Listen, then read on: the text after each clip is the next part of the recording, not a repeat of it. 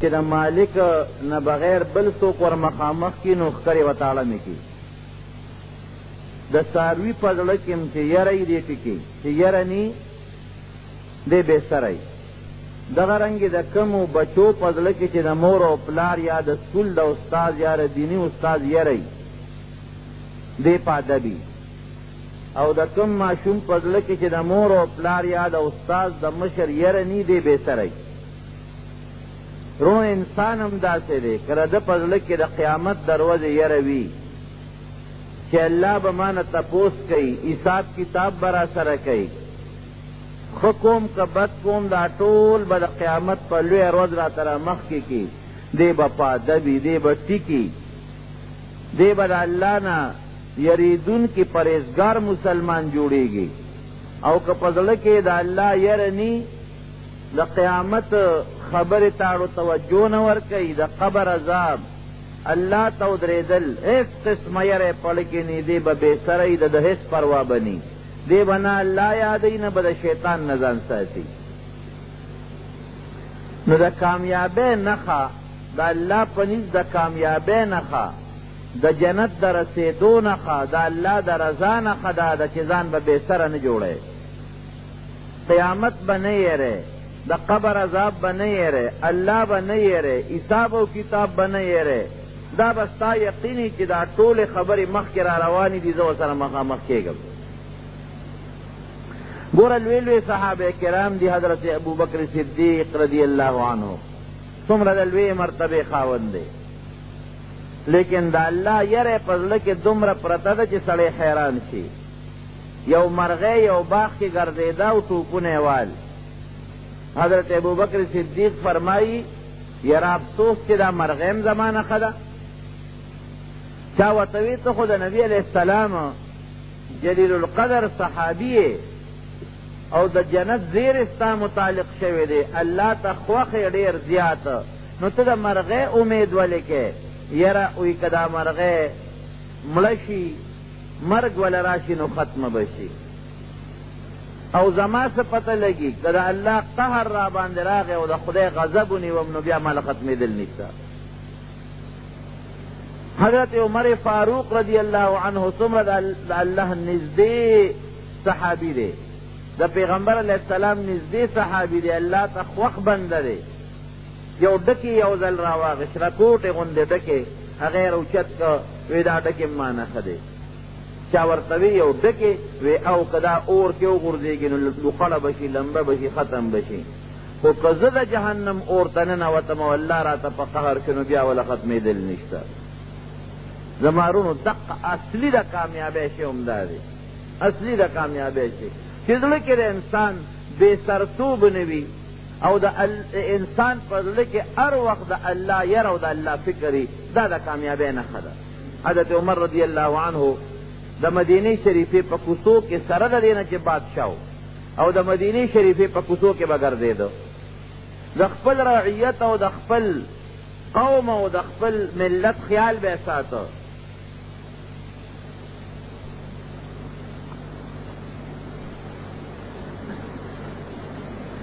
یو ځل پوره د الله یرې ته د مدینې شریفې په لاره روان دی او ګورې نیمه شپه ده، نیمه شپه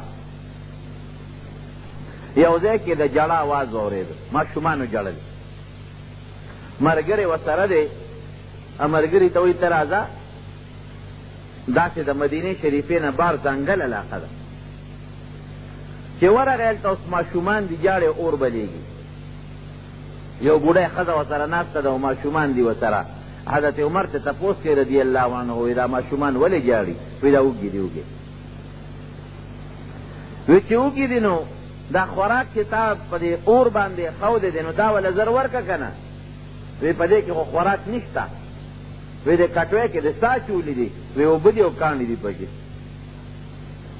وایي په اوبو په کاڼو څه کوې؟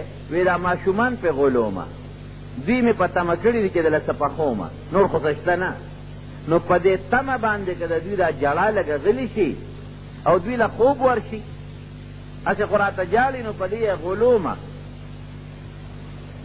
نو دې ورته وایي چې ته د مسلمانانو بادشاه له ولې نه راځې؟ بیت المال له ولې نه راځې چې دا ماشومان درته جاړي او چغې درته وایي او خیمه د شپې لګولې ده وی د قیامت ورځ به یې د عمر ګریوان او زما بلاسي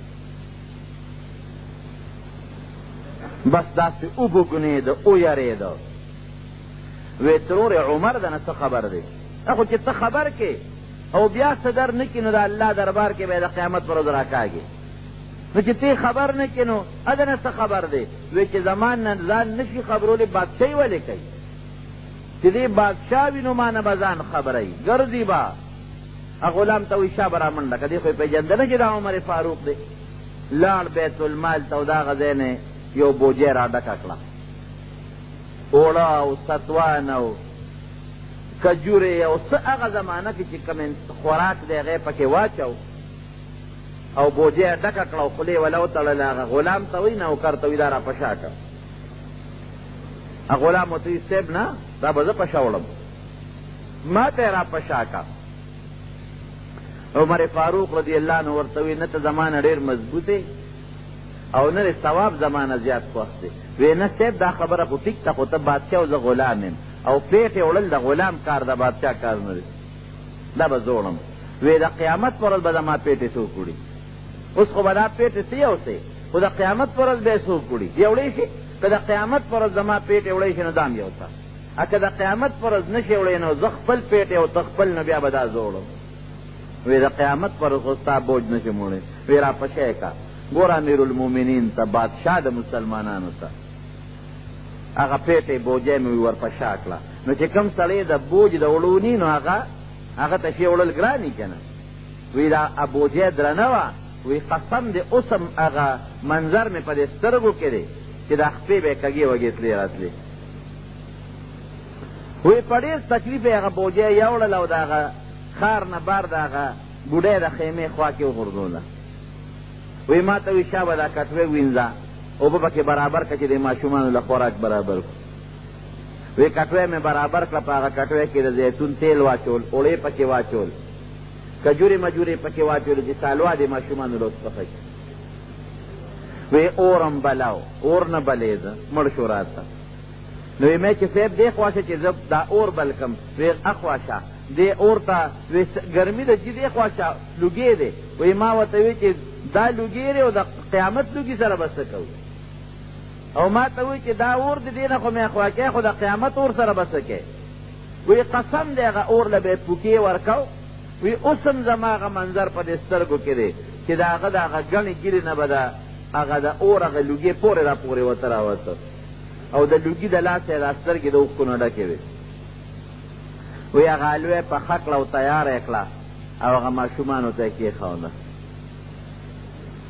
وی ما ورته وی صاحب زه چې ځو نه وی صبر وکړه دا ماشومان مړو نو ماشومان یې په خپل لاس باندې ماړه کړل وی بیا مې وی صاحب زه چې ځو وی صبر وکړه دا ماشومان په جلا مې لیدي دي چې دوی په خندا شي نو هله به ځم چې د قیامت پر ورځ دا بوډۍ ما د الله دربار کې راکاږي چې زه خو الله ته کم از کم دومره ویلی شم که نه وی چې ماشومان مالو شو یو بل سره په خندا په لوبو شو نو وی مونږ را روان شو نو بیا ورته عمر فاروق هغه بوډۍ ته وایي چې بوډۍ سار له بیت المال ته راشه امیرالمؤمنین ته چې تا له پې څه وظیفه مقرره کړم نو بوډۍ ته خو پته نه هغه خو وایي چې دا به م لکه د ایران او د روم د بادشاهانو په شان بادشاهي ما به یا څوک ورپرېږدي یا نه وی بادشاه ته به ما څوک پرېږدي وی ته راشه ترور هلته به زه موجود یم خدای به خیر کړي نو چې را رخصتېدو نه هغه بوډۍ ورته دعا وکړه وی بچې وی د بادشاه سره ته مناسب عمر مناسب نه دی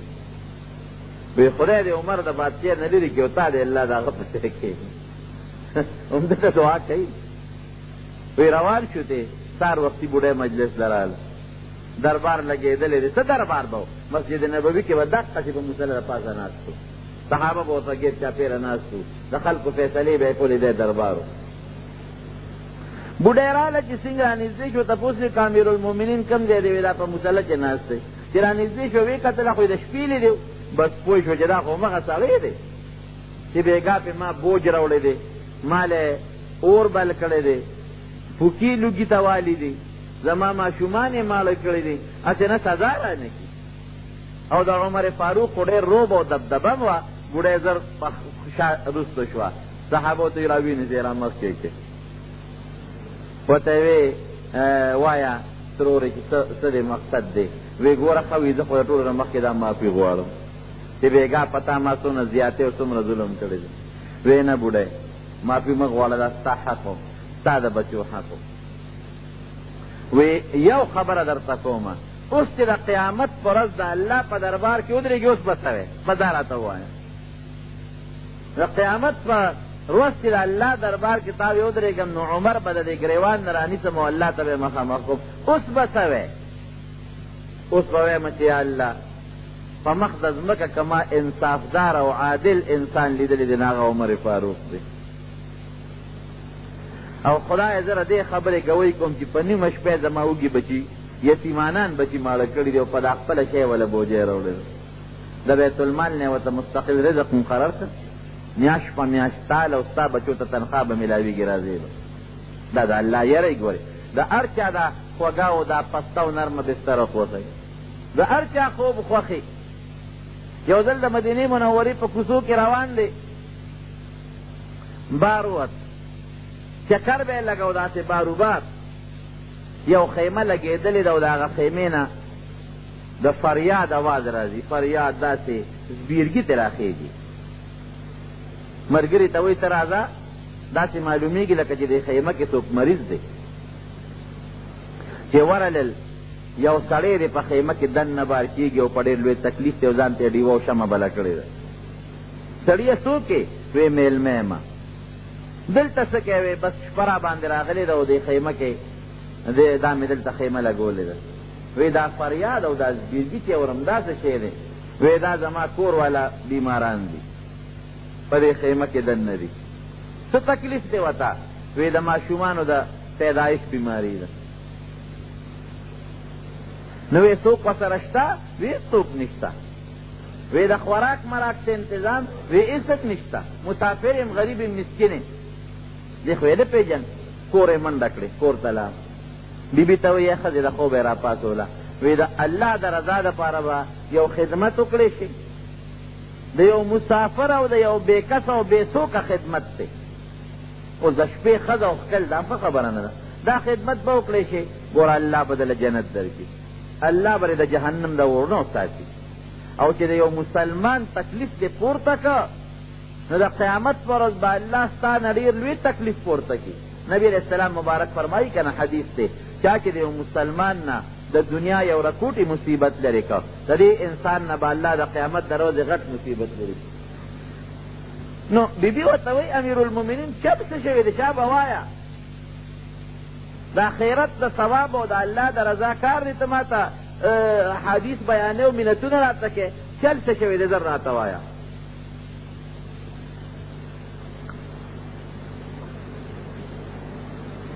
وی دغسې د دې ښار نه بار په خیمه کې یو مظلومه ښځه را غریبه بېکسه بېڅوکه مسافره او د وړو د ماشومانو د پیدایش تکلیف دی ورته. وی شابه زه چې ځو، وی چې سامان ځان سره واله چې انسان له څه ورکول غواړي دغه وخت.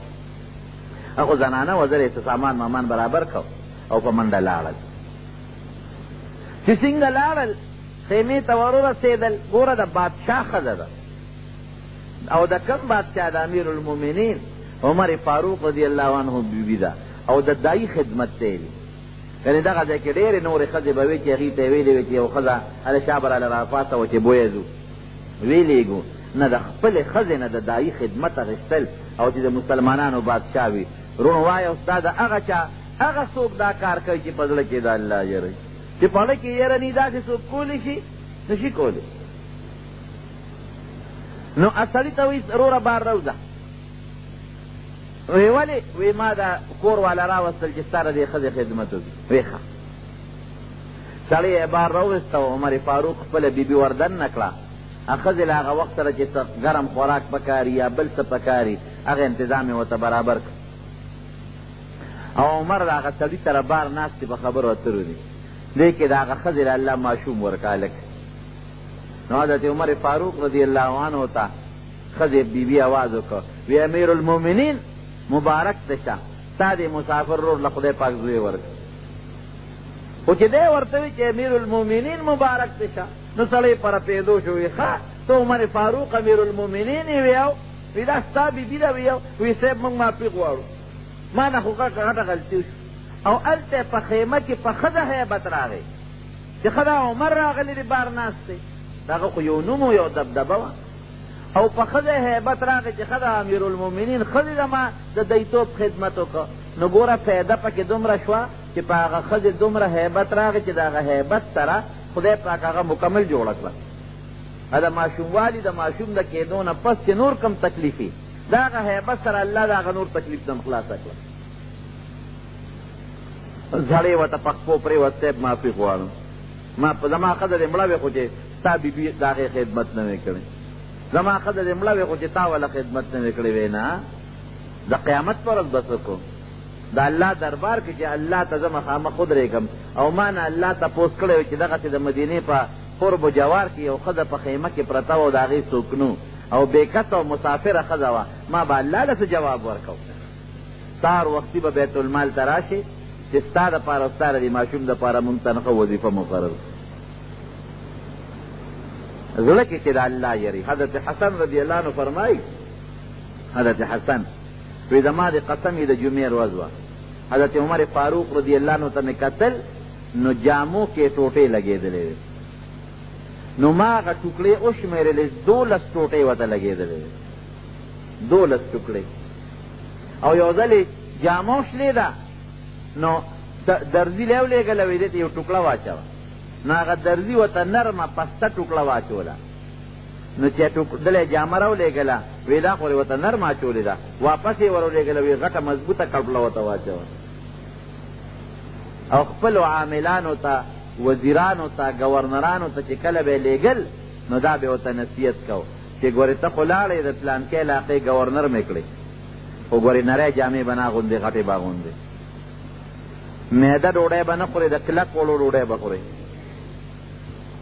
دوه شو او دریم دا دی چې په ځان به څوکیدار نه مقرره چې هر وخت د مسلمان اجت او تا ته را رسېدی شي څوکیدار به نه مقرره نو په بصره کې یو گورنر مقرر کړی و عیاض یې نوم د هغه متعلق یا شکایت وکړه چې ځان ته یې څوکیدار مقرر کړی دی او چې کله یې خوښي ځان ته خلک پرېږدي او چې کله یې خوښه نه پرېږدي محمد ابن مسلمه رضی الله عنه ویلي بیت الله چې پوره تحقیق وکړه بیا ماله راشي هغه لاړ چې معلومات یې واخېستل راغی وی امیر المؤمنین خبره رښتیا ده ځان ته یې څوکیدار مقرر کړی دی چې کله یې خوښي خلک پرېږدي او چې یې خوښه نه پرېږدي وی ډوډۍ یې څنګه ده وی د معدې ډوډۍ خوري وی جامې څنګه ده وی نری باریکه جامه اغوندي سوال جواب یې ورپسې وکړو ته ما معزول کړې راشي د ګورنرۍ نه یې مات که بل ګورنر یې مقرر او چې مدینې منورې ته یې راوسته ورته وی ښه ته د مسلمانانو ګورنر مسلمانان به غټې جامې اغوندي درنې او ته به نری باریکې جامې اغوندي مسلمانان به تغ وړه خوري او ته به د معدې ډوډۍ خورې او تا ته د مسلمان چې اجت شي نو ستا څوکیدار به ولاړي کله به یې پرېږدي او کله به یې نه پرېږدي ته ما د ګورنرۍ نه مات کړې او اوس به داسې کې چې نری د شړۍ جامې یې وله ورکړې دا شړۍ چې که نه دا ویښتو والا هغه سړی ګرۍ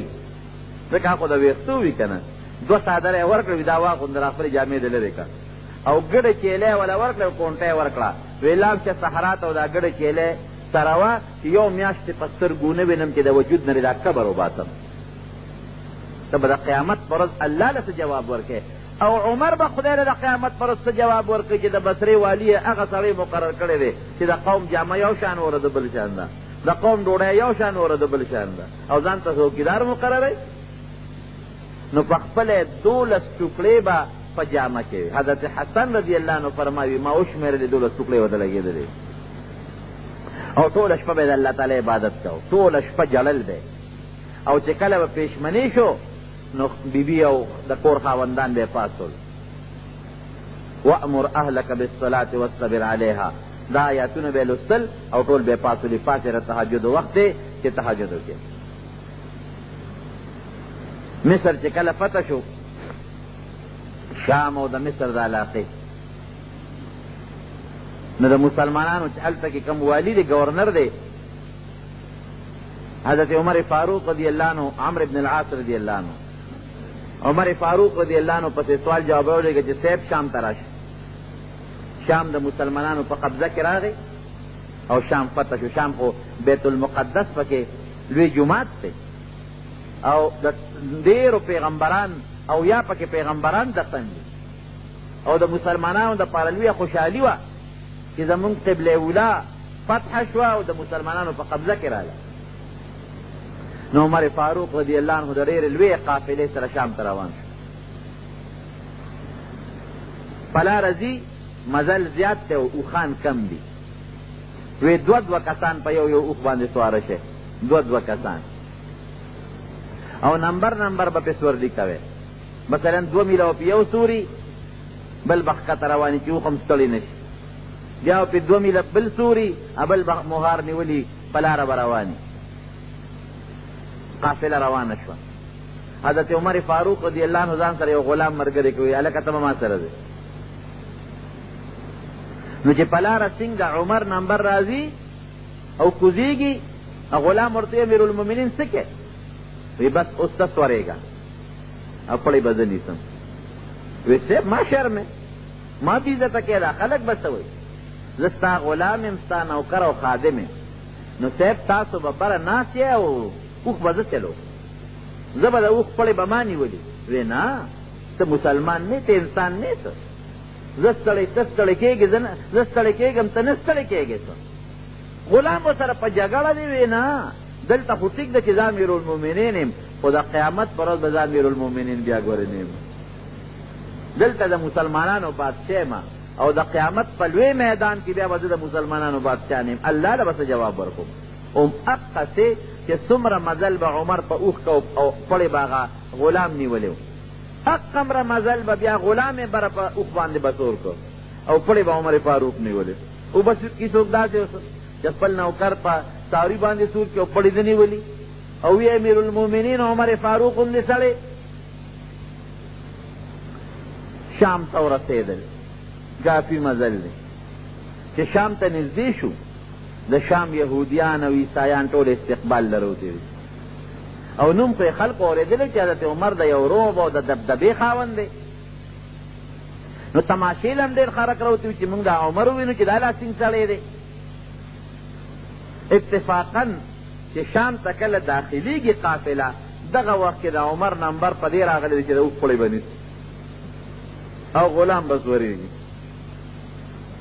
نو عمر فاروق راکوز شو، غلام ته یې بره خېږه او زما نمبر دی. غلام ورته خدای دپاره امیرالمؤمنین دا خو موږ دار شام ته داخلیږو، دا خلک ستا استقبال له راوته دی. نو دا خو ډېره زیاته بده خبره ده چې د اوښ پړې تا نیولي او زه پرې د پاسه سورې یم. ځکه په لار هم دا چل وکړه نو خیر دی، لیکن دلته به دا چل نه کړو. دا خلک به څه وایي؟ موږ به بېعزته ښکاره شو. دا مسلمانان به ډېر وایي به چې ښه د دوی داسې امیرالمؤمنین دی، بادشاه دی چې غلام په اوښ ناست دی او پړې ده نیولې دی. ورته یې ویې ګوره د انصاف کار به کوو، بې انصافي به نه کوو. انصاف دا دی چې نمبر زما دی. خلکو هم ورته مینت وکړه، زاري ورته وکړه، وزیران ټول چې صاحب دا زمونږ بېعزتي ده، دا ستا بېعزتي ده، د مسلمانانو بېعزتي ده او د خدای دپاره ته سور شه او پړې خیر دی. دا غلام نه بل څوک به ونیسي. وی داسې کېږي نه. هغه غلام یې په اوښ باندې سور کړ او د پړې نیولې. د مصر په لاره چې کله پاشاهرا باندې ور داخل شو، هلته یهودیان او عیسایان دي، چا سره کتابونه دي، ورته ګوري چې یاره وګورو چې زمونږ په کتابونو کې د مسلمانانو د دویم خلیفه د عمر فاروق کوم صفتونه دي چې هغه په ده کې شته او که نشته، چې مونږ ته پته ولګي. ځکه چې په پخوانو کتابونو کې د نبي علیه السلام او د هغه د 4 غواړو ملګرو مکمل صفتونه موجود دي. مونږ ګورو چې دا هغه دی او که نه دی. نو چې دې سنګ په هغه شهرا په هغه لویه لاره ور مخامخ شوه، یهودیان عیسایان یو بل له مبارک وی مبارک شی، وی دا هغه عمر نه دی، دا په اوښ باندې چې سور دی. وی دا مخکې چې را روان دا ستاسو امیرالمؤمنین اوښ دی، وی دا هغه نه دی. وی زمونږ په کتابونو کې چې د مسلمانانو د دویم خلیفه کم صفت راغلی دی هغه په ده کې نشته. د مصر بادشاه ورته وی دا د اوښ پړی چې نیولې دی دا بادشاه دی زمونږ، دا چې سور دی دا نه دی. د اوښ دا پلې چې یې نیولې دی چې هغې کتابونو ته وکتل او ده ته یې وکتل وی قسم نه چې همدغه سړی دی د مسلمانانو دویم خلیفه د نبي علیه السلام دویم ملګری هغه همدا سړی دی صرف د عمر فاروق په لیدو باندې پروردګار د دنیا یهودیان او عیسایان مسلمانان کړل صرف په لیدلو باندې بیا چې کله مصر ته ننوت د شام ته سهار له د جمعې ورځ ده او په بیت المقدس کې به عمر فاروق د جمعې تقریر کوي خطبه ووایي د دنیا خلق راغلی دی او ناست دی د مصر چې کوم گورنر دی هغه وله جامې راوړې خشته مزېدارې ښکلې وی حضرت چې کله ولامبې دا خشته ښکلې جامې واچوه دا پاکې مزېدارې مې درې نوې جامې راوړې وی دا ولې وی ځکه یهودیان به راځي عیسایان به راځي د هغوی عالمان او پوه خلک به راځي تا نه به تپوسونه هم کوي او تا سره مجلس به هم کوي نو چې تا خسته جامې چولي صاحب دا جامې د ټولې ټوکړې ورته لګېدلې دي نو ښه خبره نه ده ورته یې وی نه وی دا جامې د رقم ځای نه راوړې وی دا صاحب د بیت المال وی د بیت المال به زما دی د عمر دی او که د عمر د پلار دی د قیامت پر ورځ به الله له څه جواب ورکوم ستا خپلې جامې شته چې ما ته یې وبخې وی صاحب زما خو دا یوه جوړه دا ټولې مې ده وی د بیت المال مال به ماله نه راوړې زه یو ستا وی چې دې جامو ته ټوکړې لګېدلې دي خلک به راپورې خاندي زمونږ بېعزتي ده او ښکلې جامې واچوه او ورته څه وایي وی کفا بالایمان زینتن وی د ایمان نه بهترین ډولې شی بل نشته دی جامه به خپل کار کوي جامه که هر څنګه ده خو چې سړی د ایمان په جامه باندې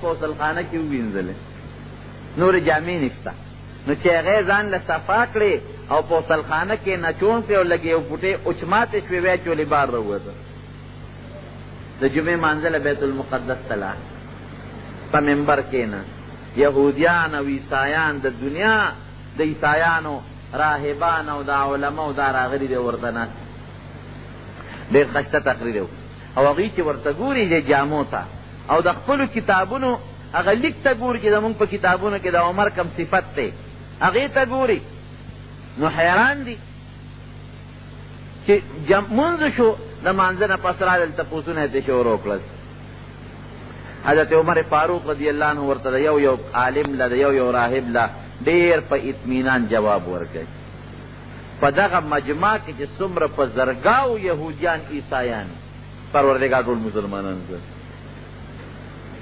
هغه عیسایان او یهودیان چې مسلمانانو ته به دین ستاسو درست نه دی او زمونږ دین ټیک دی او داسې دي داسې دي زما وروڼو چې د انسان په زړه کې د الله یره راشي که نه د هغې اثر د انسان په دې مخ او په دې وجود باندې راشي او بیا د هغې اثر په بل مسلمان پرېوځي لکه څنګه چې سړی د انور ته دا شیشه ونیسي که نه نو که ستاسو خیال وي په دې شیشه کې د انور هغه شعا راشي نو په دې دیوال باندې چې لګې نو پړق غوندې کوي دقه رنګې د دې ایمان تعلق د الله سره دی نو د چا په زړه کې چې د ایمان رڼا راشي او د الله یره راشي نو په بل مسلمان یا په کافر یا په انسان یې داسې اثر پرېوځي لکه شیشه چې څنګه یو دیوال ته نیسي او هغه برېښنا کوي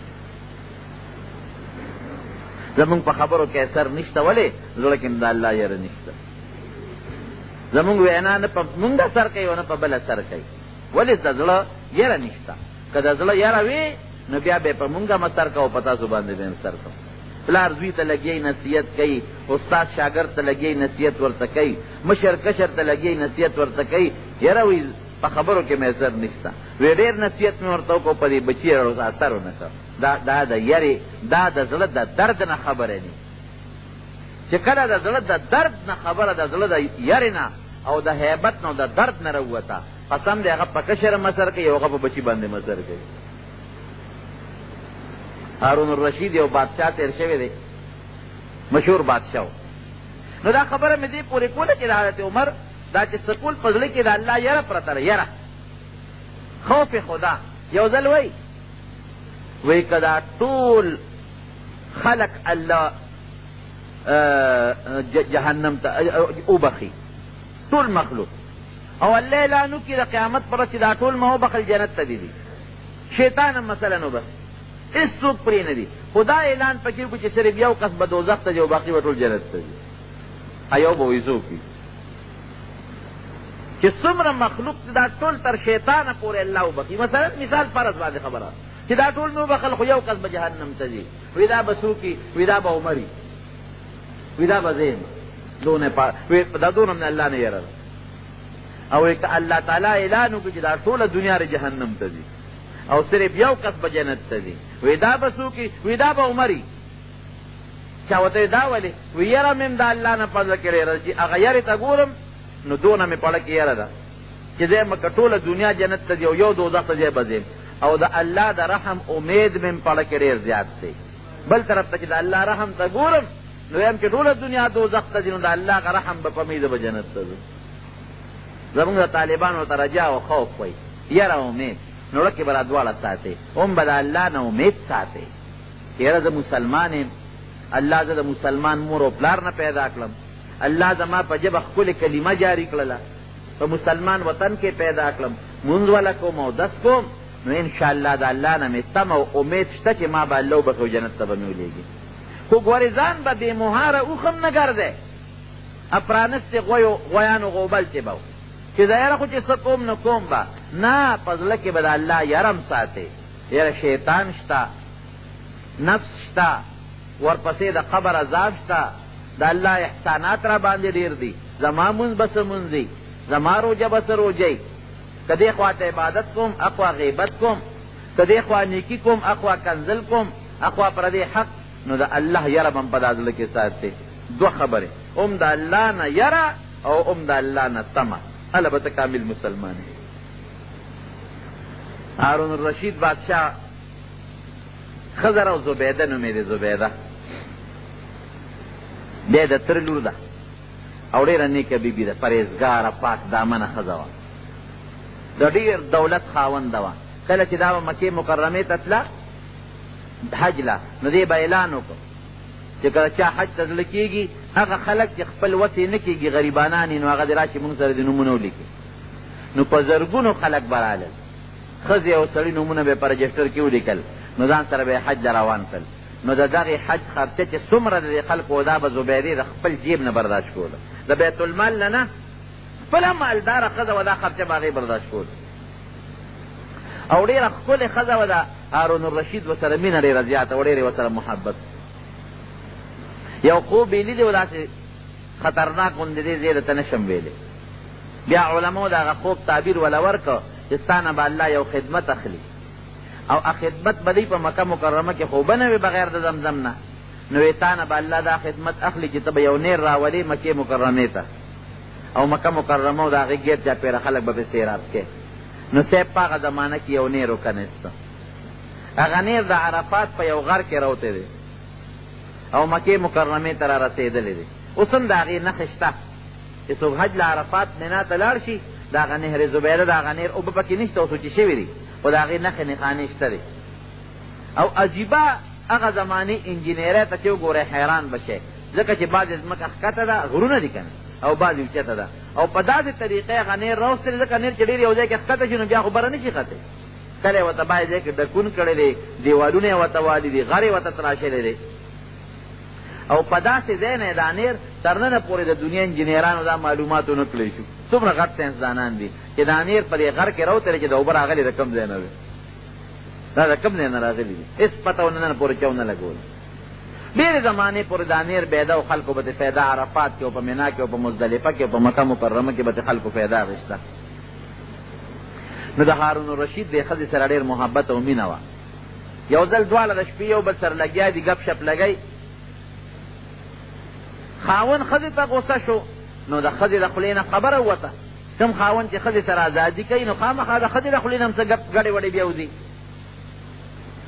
نو دا ښځه د هارون الرشید ته وایي چې ته خو دوزخي یې، خاوند ته وایي دا خبره ناروا ده. ښځه به خاوند ته داسې قسمه د بېادبۍ او د بېعزتۍ الفاظ نه وایي، دا سخته ګناه ده. د خولې نه یې وختل، وایي ته خو دوزخي یې، جهنمي. هارون الرشید ورته وایي ښه، وایي که زه دوزخي یم نو ته په ما په دریو طلاقو طلاق یې. اوس ترونو د دریو طلاق ډېر ګران کار دی. الله دې مسلمانو سره یو سړی که ښځې له یو طلاق ورکړي هم ګناه ده، ښه خبره نه ده، خو د هغې جوړښت په اسانه کېږي. که دوه ورکړي د هغې جوړښت هم په اسانه کېږي، خو چې درې طلاقه ورکړي د هغې جوړښت په ډېر ګران کار دی. بیا نه کېږي جوړښت، او که کېږي نو ډېر ګران کار دی، اسان کار دی. د خولې نه د هارون الرشید الفاظ ووتل. اوس دیم چې سوچ یې وکړه چې دا زما د خولې نه څه ګډې وډې ووتې. ښځه هم په ژړا شوه چې دا ما دې خاوند ته څه غلو خوړل. شپه د سهار وختي علما راوغوښتل هارون الرشید ته تپوس وکړو چې د دې مسلې حل راته ووایه. ما ته ښځې وې دوزخي. ما ورته وې که زه دوزخي یم نو ته په ما په دریو طلاقو طلاق یې. دې ته معلق طلاق وایي. څه مطلب؟ که دا پته ولګي چې هارون الرشید دوزخي دی ښځه به طلاقه شي، او که دا پته ولګېده چې دې دوزخي نه دی جنتي دی نو بیا ښځه نه طلاقېږي. نو مولیان ورته وایي چې صاحب دا خو داسې مسله ده چې مونږ له هم جواب نه راځي. مونږ ته څه پته لګي چې ته دوزخي و که ته جنتي. که ته دوزخي خو ښځه په دریو طلاقو طلاقه ده، قصه دې خرابه شوه. او که دوزخي نه جنتي نو ښځه نه طلاقېږي. نو مونږ ته څه پته لګي چې دوزخي جنتي د هغې پته خو یو الله ته لګي. پیغمبر شته نه چې د الله نه تپوس وکړي، او مونږ ته پته نه لګي. ښځه جدا شوه د خاوند نه، ځکه څه پته لګي چې دې دوزخي دی او ښځه طلاقه نه. ښځه هم جاړي او هارون الرشید نه هم خبرې نه کېږي، جاړي. ښځه یې خوښ هم ده او تر لورین ده، او خلک هم پریشان دي ځکه بادشاه هم د انصاف بادشاه. دا علاقې چې څومره علما دي، نیکان دي، محدثین دي د هغه زمانې، ټولو سره مشورې کوي، خو د مسلې جواب اړو چاته معلوم نه دی. امام شافعي رحمت الله علیه چې دا کوم د مذهب او د فقه لوی امام دی، دغه وخت کې ماشوم و چې دا مونږ د چڼې وایو، د 1214 کال. الله وله پویه ورکړې وه، لوی علم الله ورکړی. په لاره روانو تپوس یې وکړو یاره دا خلک پریشانه دي چې څه چل دی. وی دا زمونږ بادشاه هارون الرشید په یو مسله کې ګیر شوی دی، او د هغه مسلې حل چا سره نشته، جواب چا سره نشته.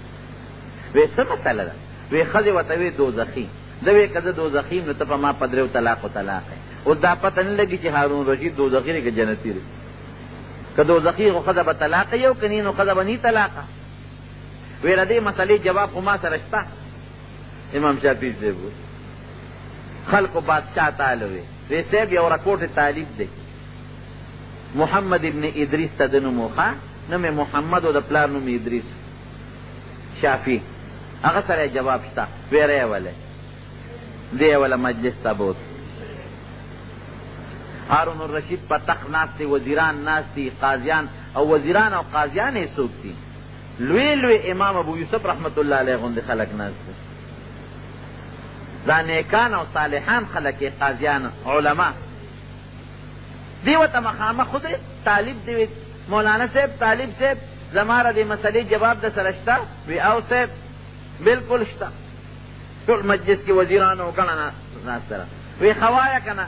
وی نه صاحب داسې نه کېږي. وی ته به د دې تخت نه راکوشي او زه به دې تخت ته وخېږم، ته به دلته ودرېږي، ښځه به دې راولې به م ودرې، د مسله به راته بیان کې، زه به جواب درکم، بیا ته پیشه او تخت دې پیشه.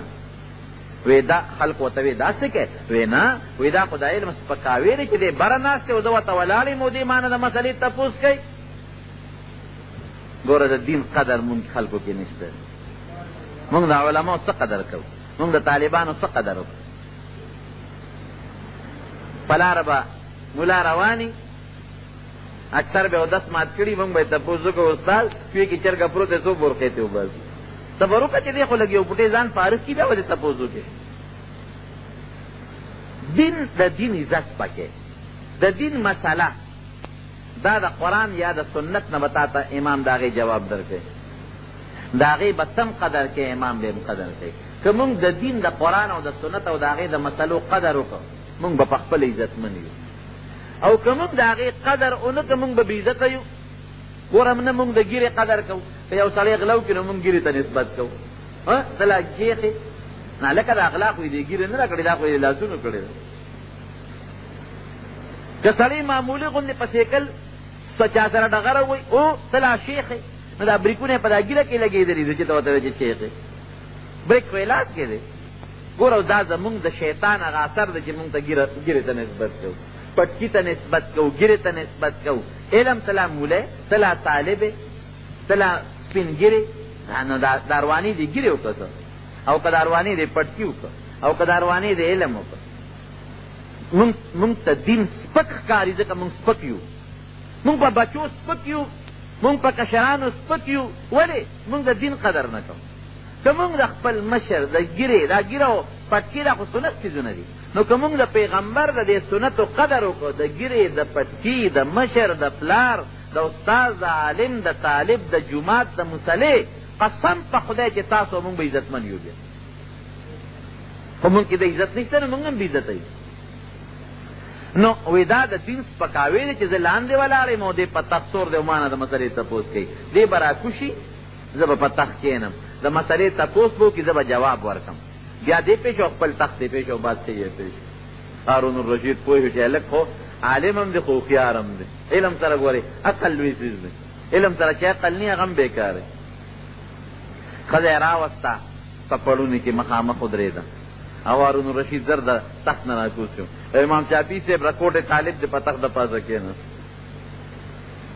چې کېناست لوی وزیران او علما قاضیان ناست دي وی وایه مسله دی وی صاحب دې ښځې ما ته وی ته دوزخي ما ورته وی که زه دوزخي یم نو ته په ما په دریو طلاقو طلاق یې امام شافعي صاحب ښځې نه تپوس وکړو وی دا خاوند چې دی څه وایي دا ټیک وی بیبي وی او صاحب بلکل ټیک وی اوس راته ووایه چې زه دوزخي یم او که جنتي یم چې ښځه طلاقه ده او که نه ده امام شافعي صاحب ورته وی هارون الرشید بادشاه له اول خو درنه یو تپوس کوم وی ستا په زړه کې د خدای یره چېته راځي د الله د یرې نه ته چېته جاړې الله اکبر او ورته وی صاحب هره شپه وی دا خبرې خو پټې دي خو هره شپه د الله ته جاړم او داسې جاړم په سلګو چې خدای لوی رعیت ترې راکړی دی او د قیامت پر ورځ ته ما نه زما د دې قوم تپوس کوې زه به تاله څه جواب درکړم یا خدای چا سره ظلم ونه کړم یا خدای څوک د لوږې مړه نه شي یا خدای څوک نار مړه نه شي یا خدای څوک ښځه بې پردې نه شي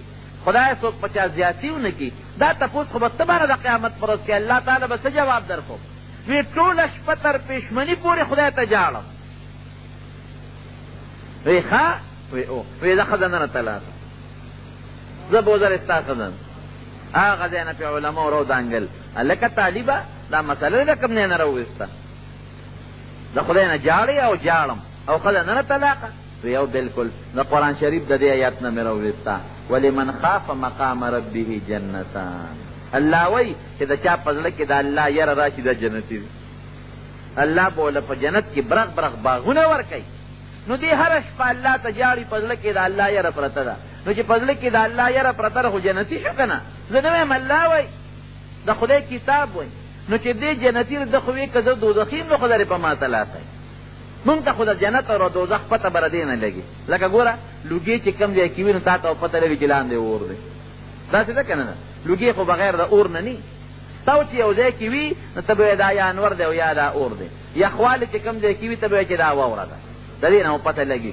نو مونږ ته د اثر نه پته لګي الله فرمایي چې د چا په زړه کې یره دا جنتي دی بس او د ده په زړه کې یره شته ټوله شپه الله ته جاړي لحاظه دا جنتي دی دوزخي نه ښځه پې طلاقه نه ده زما وروڼو که ځان کامیابول غواړئ زړه کې الله او د الله یره راولئ د شپې چې کله سملی په ذکر سملی په ذکر د الله نوم یادوئ درود شریف او دس کوئ سملی نو که د شپې د نه صوته نو جنت ته به نیغ په نیغه ځئ اور آسان عمل شو که نه شو دا اوس د انسان باندې یره ده که نه یعنې ته لمونځ خو نه کوې چې اودس کې خو نبي علیه السلام فرمایي چې څوک اودس کې اوده شو او د ده په ژبه د الله ذکر یا درود شریف چلیږي درود شریف هم ذکر دی د الله نوم دی پکې نو که دې په دا شپه کې مړ الرحمن الرحیم واذکر فی الکتاب مریم اذ انتبذت من اهلها مکانا شرقیا فاتخذت من دونهم حجابا فارسلنا الیها روحنا فتمثل لها بشرا سویا تیر جمعہ مد حضرت مریم علیہ السلام ذکر در تکڑیو چه مور داغی نظر کڑیو چه اللہ تعالی مال دی کم بچی راک دا با دا بیت المقدس دا خدمت دا پارا آزادی و وقف بی رب العالمین ورطا جنہ ورکلاو نومی ورطا مریم کے خود او افسوس اوکا چه اللہ زما پزلک خدا ارمانو چه دا با لکی اگا جنہ پیدا شوا او بیا تقریبا 3 کالا خوشا پس دیرا وستلاو بیت المقدس کی اغا وقت چی کم علماء کم عبادت گزارو اغیت ورکللا او بیا میدام ویلو چی اغی پی قرآن دازیو کللا دا زکریہ علیہ السلام پا قسمت دا دے کفالت و ذمہ داری روخطا زکریہ علیہ السلام یہ خپل و رشتہ داریو دا بی بی مریم دا ترور خاوندو اغی تربیتو کو دا لویا شوا او پا دا زمانہ کے بدی بی بی مریم دا بیت المقدس خدمت کو اغی کی چکم عالمانو دا زمانے بزرگانو نیکانو اولیاء صلحاء داغی دا ڈوڑے دا پخلی او داغی چی نور کم ضروریاتو دا خدمت ابدی پورا کول زمارونو اللہ تعالی چی کم فیصلے کئی دا انسان دا عقل نباری دا انسان عقل دا اللہ قدرتونو تا دا اللہ فیصلو تا نرسی رب العالمین قرآن حکیم کی فرمائی چی دا ما دا انسان دا عبرت تا پارا یو دیر لویا نخو دا لیخ پل لوی قدرت مظاہرہ کردی دا کہ انسان تا یو لوی عبرت حاصل شی اس قرآن حکیم کے اللہ قصے نہ ذکر کئی دے دا پاردانی چی خلق مشغول کی لقد کان فی قصصهم عبرہ کہ دا دے پیغمبرانو پا واقعاتو کی دیر لوی عبرت تے نو دا چکل لویا شوا دا بیت المقدس دا غی خادمانو اولیاء و صلحاو دا جماعت خدمت بے کهو بیا چکل پیغلا شوا نو دا خپل کلی نبار یو فیضات یو میدان تا وطلا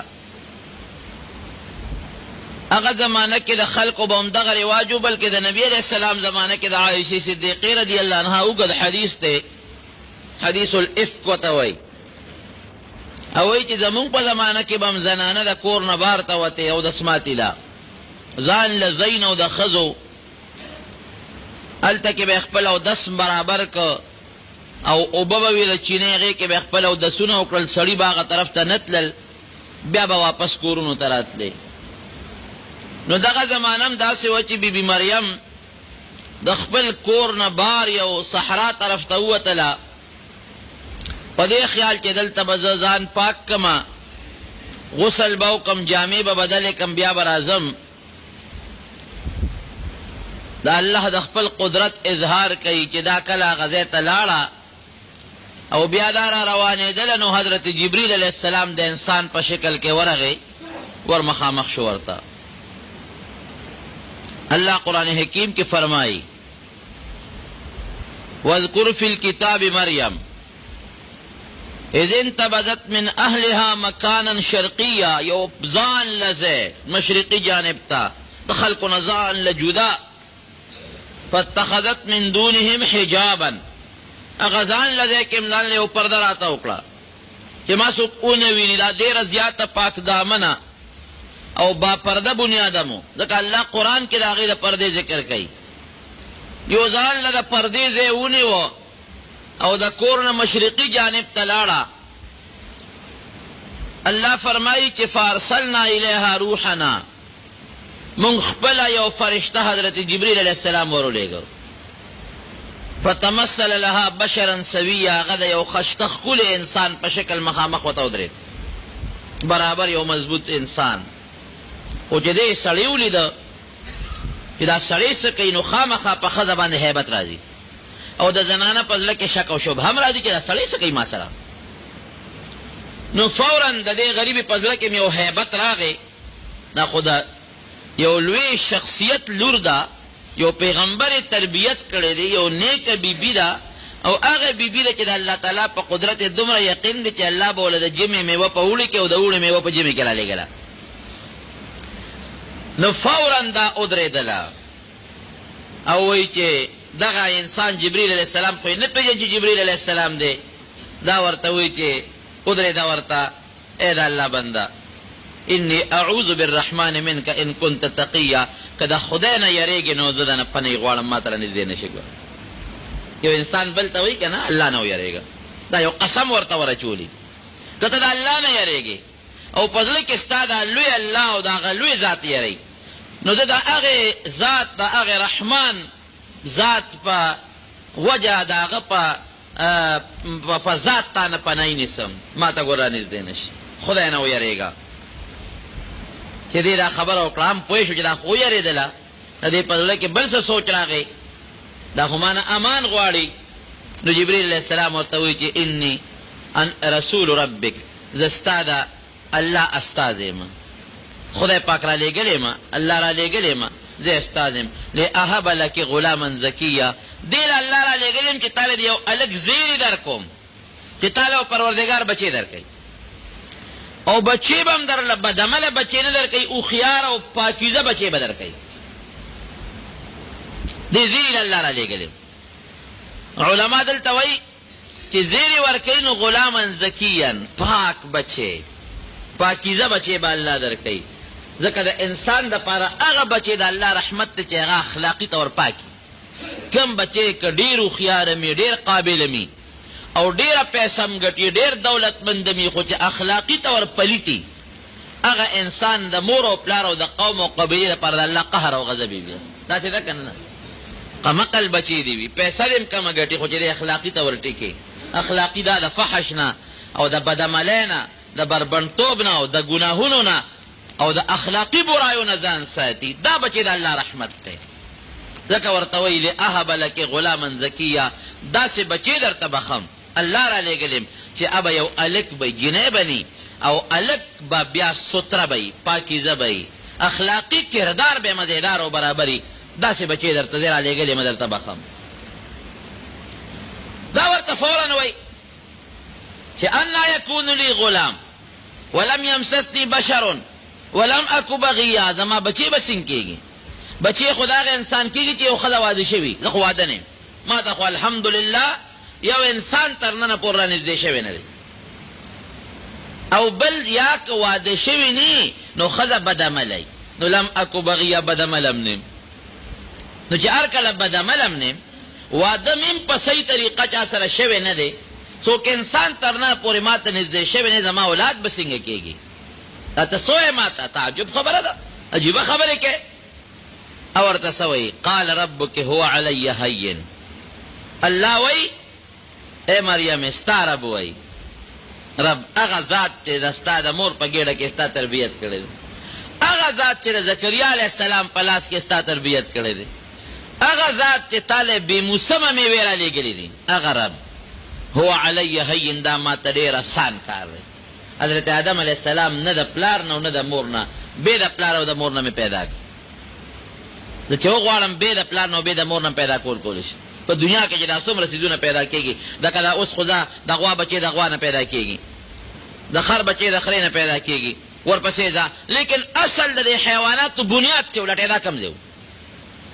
اوس خو د پلار او د مور نه پیدا کېږي، خو دا اخري چې ورپسې ځې د دې خرو، د دې سپو، د دې ګړو، د چیلو، د غو میخو، هغه چې کوم اصلي مور وه، یو ځای نه خو دوی شروع شوې ده که نه، هغه الله څه نه پیدا کړي دي.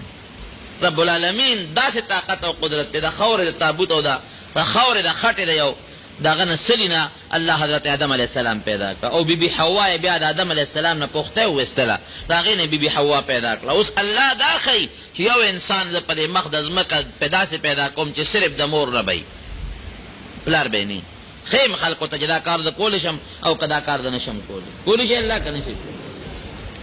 مخکې الله قران حکیم کې اعلان کاو چې ما هر یو سیز د یو جوړه نه پیدا کړی دي د مور او د پلار. نو خلکو به د ساینسدانانو دا سوال کو دی بعضې خلکو دا بوټي چې پیدا دي خو نه مور ته نه پلار شته. اوس زری ماهرین وي نه دی علم شته دام د الله تعالی د هوا په ذریعه او د حیوانات او د مچو په ذریعه باندې هغه د نر او د مادې هغه دغه یو ځای کوي او د هغې نه الله دا بوټي پیدا کوي.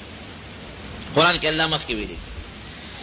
نو داسې خیم دی خلکو ته چې بغیر د مور نه ولنجعله آیة دا زه د خپل قدرت یو نښه ښکاره کوم. بس دی کې مې دا حکمت دی چې خلکو ته وښیم چې بې د پلار نه او صرف د مور نه یو بچی پیدا کولی شو.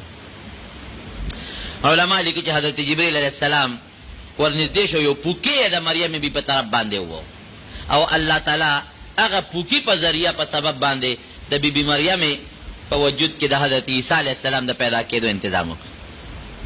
راله وخت تېرېده دومره وخت اوت لکه عام د یو زنانه د اولاد د پیدا کېدو چې کوم ټیم بعضې خلک څه خطا قصې کوي غلطې دي.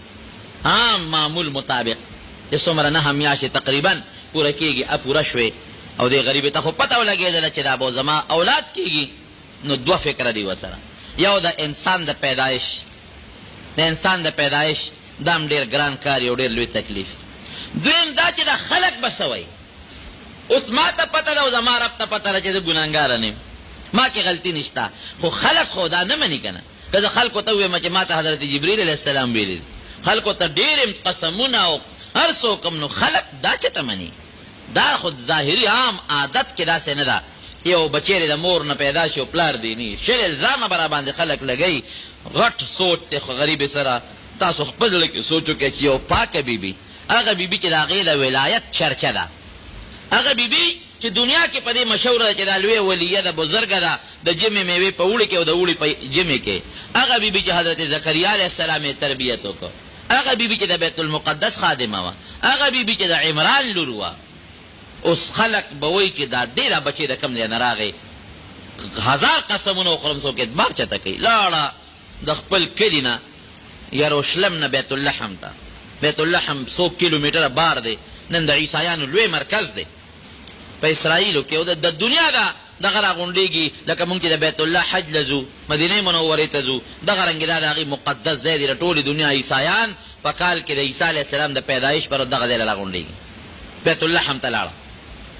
کولاو ډاګه میدان دی او په غریبې د ولادت د بچي د پیدا کېدو هغه تکلیف شروع شو. اوس دې وخت کې انسان له اوبه پکار وي تنده راځي او انسان له څه ناڅه ګرم خوراک پکاري چې الله تعالی د تکلیف آسان کړي. هېڅ نشته یو بوټی دی د کجورې تنه اوچه کړسه اوچ میدان دی ځان له ځای ته ځکه چې او دسمات دي له بتلنو د پردې ځای له بتلنو دا خو خامخا د پردې ځای غواړي داسې ځای دشت و بیابان چې هېڅ حکم نشته د کجورې هغه تنې ته ډډه وواله نه دایي شته نه انسان چاته غږ نشي کولی. که چاته ووایم چې زما دقسې د بچي انتظام دی دا خلک به څه وایي. ځان له غریبه لاړه یا لیتنی مت قبل هذا وکنت څنګه دی نسیم منسیه پروردګاره که دې نه مخکې مړه وې نو څه خبر. اگر چې جبریل علیه السلام زیری ورکړی دی هغې ته پته ده چې دا د الله حکم دی د هغې پوره یقین دی خو دا هغه غیر اختیاري انسان ته هغه فطري چې کوم غم او سوچ راځي د اختیار نه بار هغه غم پرې راغی یا لیتنی مت قبل هذا دې نه مخکې مړه وې نو څه خبر. بس نوم به دې ختم شوی و خلکو الزام نه وکنت نسیم منسیه چې بلکل چا مې نوم نه اخېستلی یې په تېره وي او چا یادولې نه چې مریم هم لا څوک ده او که څوک نه ده بس ختمه وې نو څه خبره وه. لیکن رب العالمین څه وجه ونې ته کېناسته فناداها من تحتها الله تحزني قد جعل ربك تحتك سريا. اے مریم هیڅ فکر مه کوه مه یریږه دا د الله د قدرت اظهار دی پتا به هیڅ قسم الزام نه راځي. الله به خپل قدرت ښکاره کوي. لاندې وګوره داسې قدرت مې دی چې په دې وچ میدان کې مې درته چینه پیدا کړې ده. قد جعل ربك تحتك سريا لاندې اوبه دي دې لپاره الله دا اوبه پیدا کړي چې دې پوره یقین راشي چې هغه ذات چې دلته ماله په دې وچ میدان کې اوبه راکوي دغه ذات به انشاءالله د ما پاکوالي هم خلکو ته ښکاره کوي.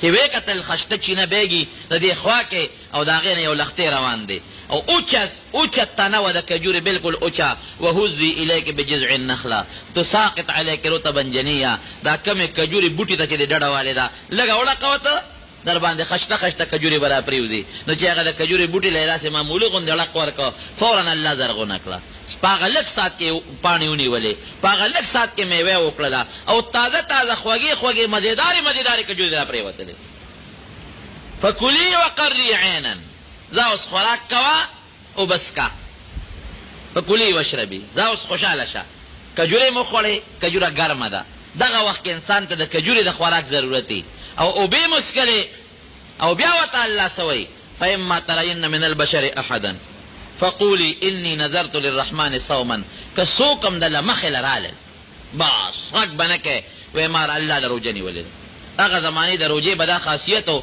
چې خبرې به هم پکې بندې وي اوس خو په روژه کې خبرې بندول ګناه ده منه دي هغه زمانه کې روژه چې به یې ونیوله خبرې به یې نه کړې تر ماښامه پورې خوراک څښاک او انسانانو سره خبرې به بندې وي او که بیا هم څوک سوی د ماشوم ته اشاره کوه بس دا بچی دې پیش او د ځان پاکوالی پیش دا بچی به ځان خلاصوي رب العالمین د هغه ولادت په تکلیف بالکل پوه نه کړه د هغې درد نه الله وساتله او یو ماشوم بچی وله رب العالمین ورکه نوم یې ورته کېښود عیسی حضرت عیسی علیه السلام خشته خوبصورته بچی لاندې ورته الله اوبه پیدا کړې بره وچه کجوره زرغونه شو هغې نه کجورو ته پرېوتې دا د الله قدرتونه چې یې ولیدل بس چې الله هغه ذات دی چې دا کار کولی شي په وچه ډاګه ځمکه کې خشته چینه مزېداره یخه او خشته کجورې نو انشاءالله چې دا الله به زما داسې صفایي او پاکي راولي چې په ما به اړو انسان اړو تهمت هم ونه لګي بچی هغې کې راواغېسته څادر کې ونغښته په لاره را روانه ده یو م ورته وایي یا مریم انا لکې هذا دا کوم ځای و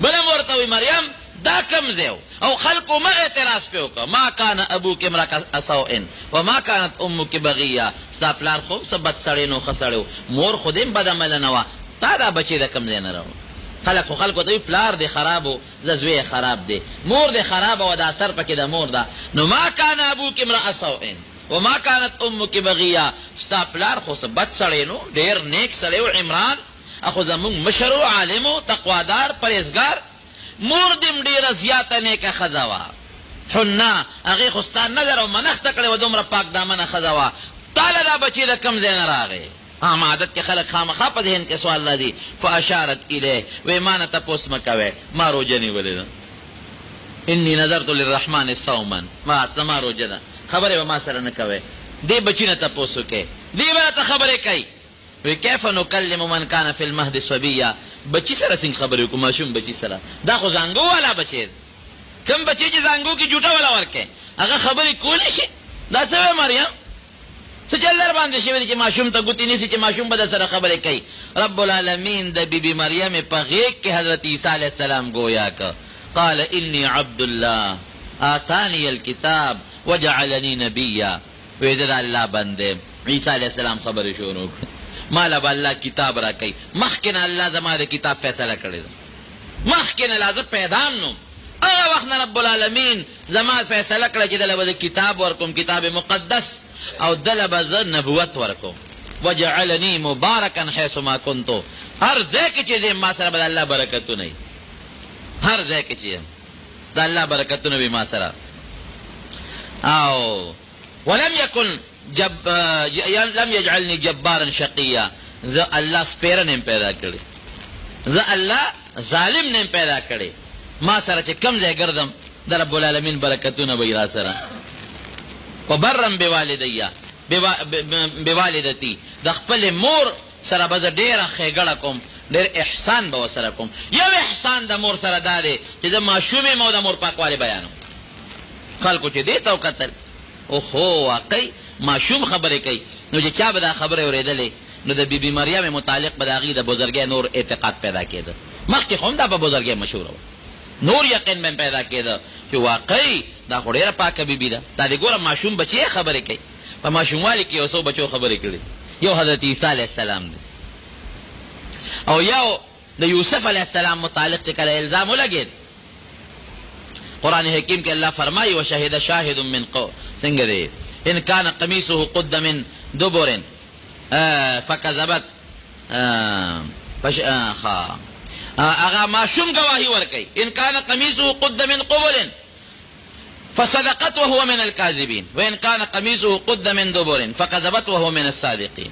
اما شوم د یوسف علیه السلام قمیص وګوره، قمیص د مخ نه شلیدلی، نو معلومیږي دا چې غلطی ده دوا دی به خزل ورتاغه ته قمیص لولې، نو دا یوسف علیه السلام بیا دروغ یو خبر رښتیا و، او که قمیص د شان شلیدلی وي نو معلومیږي دا چې یوسف علیه السلام د تختې د منډه والا دی لاس ور چولې د قمیص نه راخلې، قمیص یې ورل شلولې. فلما راى قميصه قد من دبر قال انه من كيدكن ان كيدكن عظيم. چې قمیص دی ولا قتل ادا شان شلیدل، او ماشوم ته رښتیا خبره کړې ده، د یوسف علیه السلام قمیص خو د مخ نه نه شلیدل، شان شلیدل دي. معلومیږي دا چې د منډه والا او زلیخی رانیولې دي، غلطی د زلیخی د یوسف علیه السلام نه.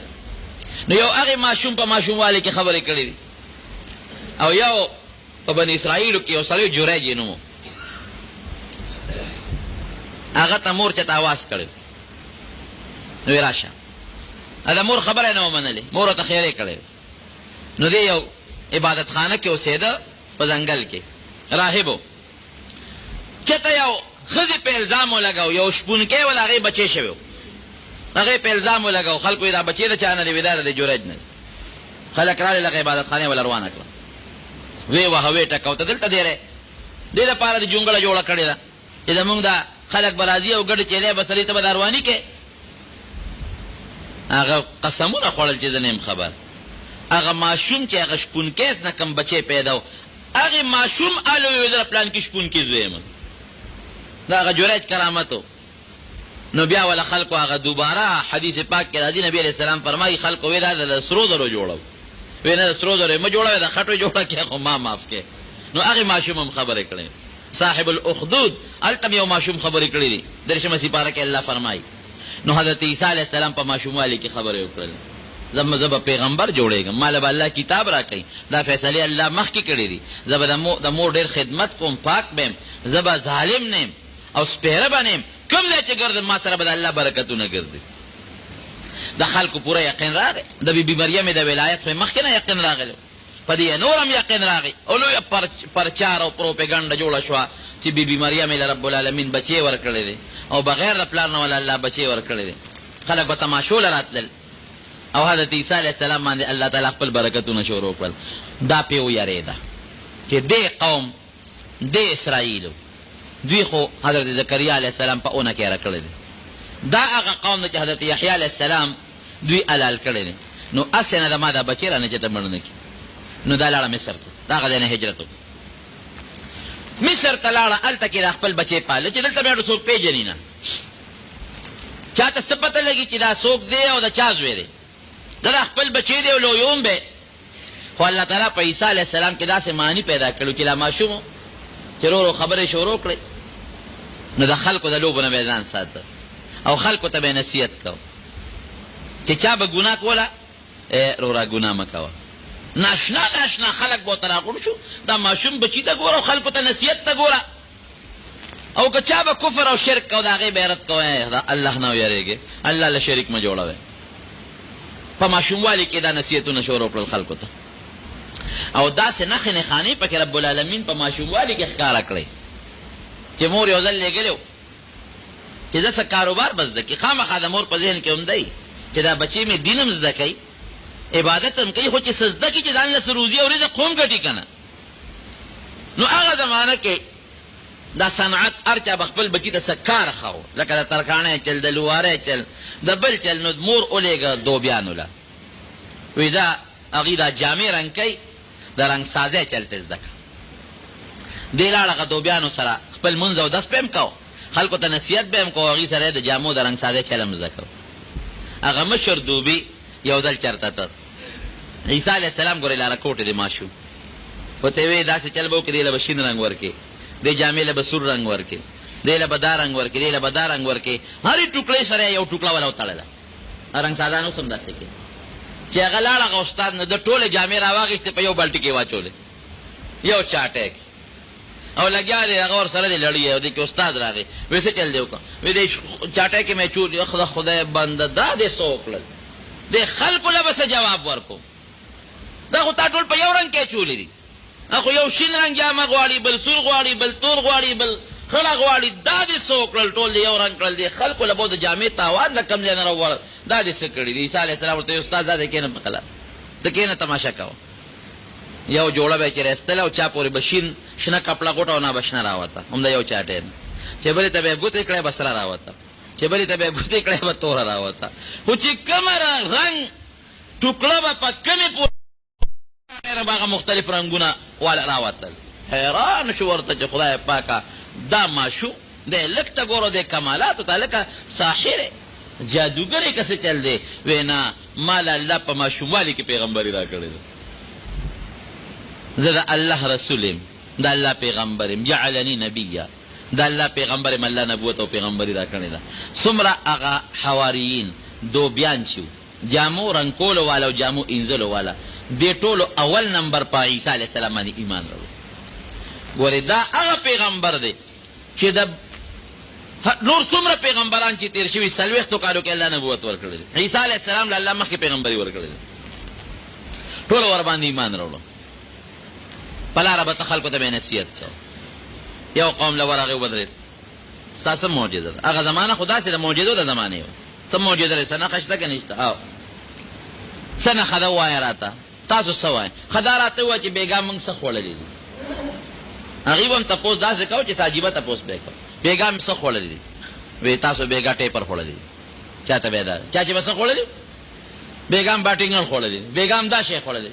وانبئکم بما تاکلون وما تدخرون فی بیوتکم. راشه چې تاسو څه خوړلي دي او په کور کې م څه شی ذخیره کړی د هغې حال درته وایم. ځه ما ته الله دا علم را کړی. ماشوم به راغې، مور ته به یې جړل، بار به یې جړل، بچې څه دي؟ دا بابا راله څه نه را کوي. پلار به یې وایي څه شته دی نه؟ نو زه ورکه که نه هلکه یو 100 روپۍ وله ورکه، ماشوم دی بچې دی جاړي، هېڅ هم نشته، څه وله ورکم؟ وی نشته در کله څه شی وی نه بچې دی خوا راشه، ورشه هغه پلانکۍ الماری ته وخېږه، بله لوښي کې دونه پیسې پرتې دي، شابه منډه کړه. ماشوم به لاړ هغه دله پیسې به یې راوړه. ماشوم به جړل، پلار ته به یې خوراک راکړه، مور ته به یې جړل، دی به ورغی ورکړه که نه خوراک؟ بچې دی ولې جړی؟ نه کم دی نه ولې ورکو، مونږ کنه خوراک کم دی، دی خوا راشه بچې نشته تاسو کنه خوراک نه، ورشه هغه الماری کې تخت به راوخېږه، پکې سیوان پراته دي، شابه دله راوړه. لوی غم جوړ شو، خلکو ورپسې جلوس جره جلسه جوړه کړه چې مونږ ته ټول ماشومان دی ولمسول. ماشومانو مونږ پیسې هم پټو، خوراک هم ترې پټو، سیزونه هم ترې پټو، او ته ټول ماشومانو ته ښیې، هر څه ورته ښیې چې کور کې هلته هغه شی پروت دی، هلته پیسې پرتې دي، شا بیا ورځئ. عیسی علیه السلام به وي نو خو تاسو دروغ وایئ، تاسو وایئ مونږ کره خوراک نشته. خو چې کوم ځای به خلکو ته د رب العالمین د قدرت او د الله تعالی دلایل او د دین نصیحت کو، او خلکو به معجزې ښودلې او معجزه به یې ورته ښکاره کوله، ګورې سره د دې خلکو به وی هذا سحر عظیم، دا چې دې څه کوي دا ډېر لوی جادو دی، چا به ومنه او چا به ونه منه. او قرآن حکیم کې الله طبیب تیر شوی دی، دا غټ غټ طبیبان تیر شوي دي په هغه زمانه کې، دا د طب زمانه وه، دا دقیانوس او فیثاغورس او ارسطو او دا دور دغه زمانه کې تیر شوی دی. دا لوی لوی د زمانې دا لوی لوی حکیمان چې دا نومونه اوس یادېږي، دغه دور د دغې خلکو نو یو دور. عیسی علیه السلام د چې به څوک رالل مریض به ښه وایه که نه ستا څه معجزه ده، نو ده به وایي چې کوم انسان په سترګو ړوند دی ړوند، ابرئ الاکمه والابرص باذن الله. په سترګو ړوند اکمه په عربی کې هغه ړوند ته وایي چې د مور نه پیدایشي ړوند دي، او چې کوم سړی وروسته ړوند شي نو د هغه بیا هم څه ناسه څوک علاج وکړي، خدای پاک یې جوړ کړي. خو چې دا د مور نه پیدایشي ړوند دي د علاج بیا ګران دی، اکمه ورته وایي په عربی کې. اب راغې ړوند دی خوا راشه، لاس به یې پراخ کړ او د الله په حکم باندې به یې سترګې جوړې شو، نظر به یې لګېده. راشه که نه اوس د دنیا یو ارسطاطالیس او د دنیا یو لوی حکیم دی راشي،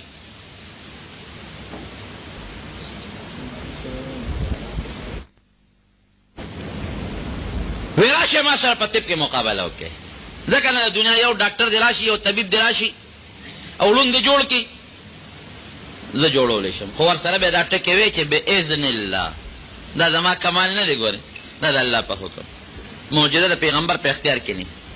دا یاد وساتئ. دا پیغمبر نه الله معجزه ښکاره کوي په اختیار د معجزې د رب العالمین سره. که د الله خوښی نو د پیغمبر د لاس نه داسې کار وکړي چې هغه په دنیا کې بل څوک نشي کولی، معجزه ورته وایي. او که د الله نه خوښه نه کېږي، یو سړی رابغې برګي مرض والا، هغه زمانه کې د برګي مرض علاج چا سره نو، دله به راغې په ما خو دا برګي مرض دی، لاس به یې پراخ کړ، پروردګار به پاسات هغه جوړ خټه به یې راواخېسته، د خټې نه به یې مرغۍ جوړه کړه، د مرغۍ شکل.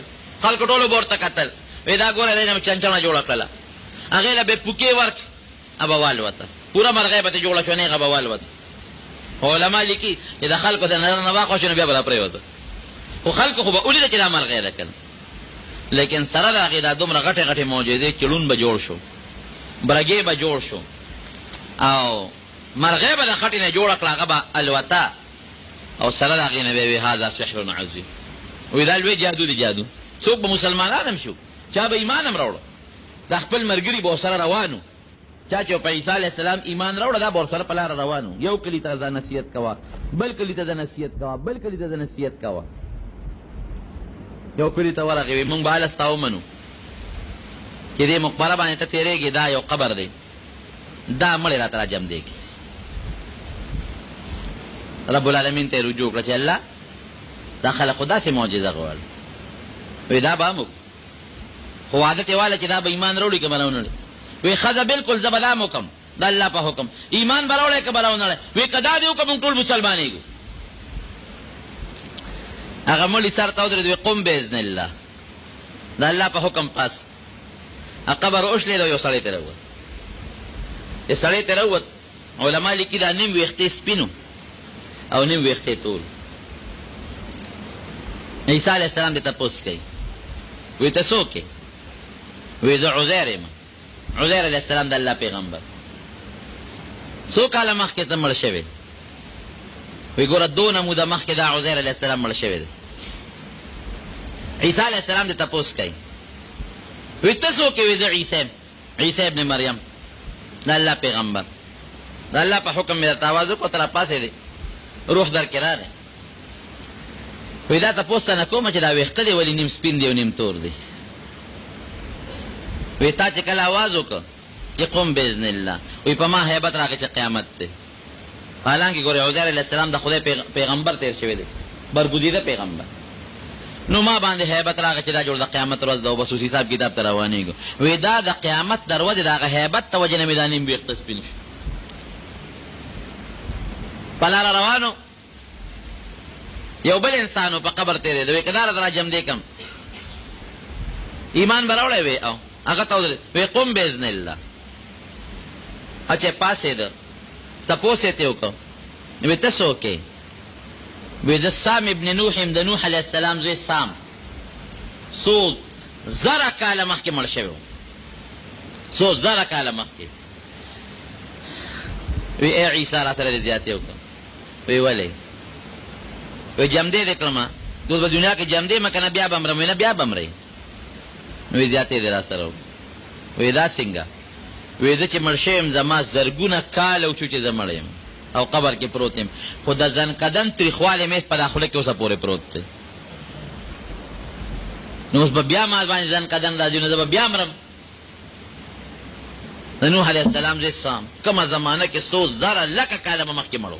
الله ته پته چې څومره کلونه تېر شوي.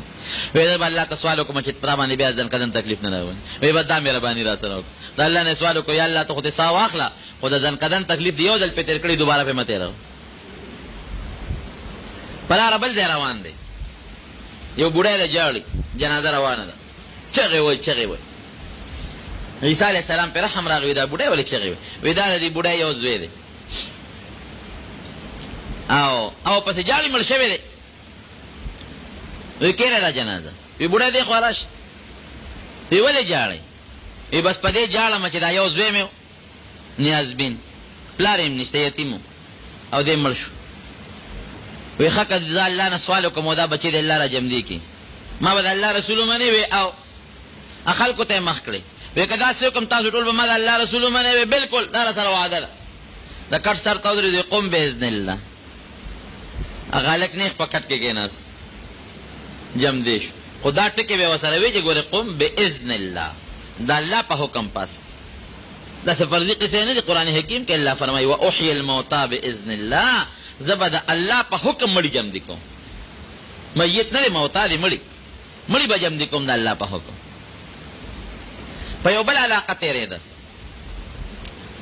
هلته چا بادشاه ته الوی چې ولک دلته راغلی دی، خلکو له دعوت ورکوي او ډېر خلک یې ملګري شو، بلا خلک مسلمانان شو. وی دا څوک ته وي؟ دا د الله پیغمبر. دعوی کړه چې د الله پیغمبر یم. او ناشنا موجودي ورسره بادشاه سلامت، دا چل کوي دا چل کوي دا چل کوي، مړي جمع دي کوي. د دې بادشاه یو زوی و، امر شوی ریواله. عیسی علیه السلام یې ورته بوت، وی ته د الله رسول یې؟